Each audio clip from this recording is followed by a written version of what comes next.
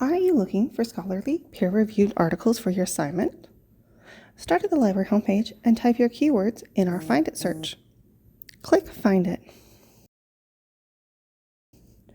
If you are off campus, you will need to authenticate before you can see the results. On the results screen, we can scroll down and see we have different types of resources, but we want a scholarly article. We're going to go back up to the top of the page and click on the Scholarly Peer-Reviewed filter. Now the results are all articles and they have a check mark indicating they are peer-reviewed. Another way to adjust our search is to change the time period the articles were published in. Sometimes you'll be asked for articles that are more recent. We can go up to the top and click on the filter that says All Time. We're going to change it to the past 10 years. Now as we scroll through the results, we have articles that are peer-reviewed and recently published.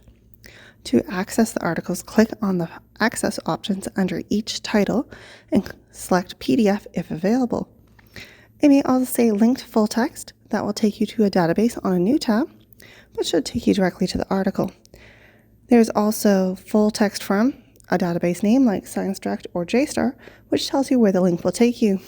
The final option for access is Full Text Finder, which will take you to a screen with other access options. Check out our other how-to videos for more Find It search tips.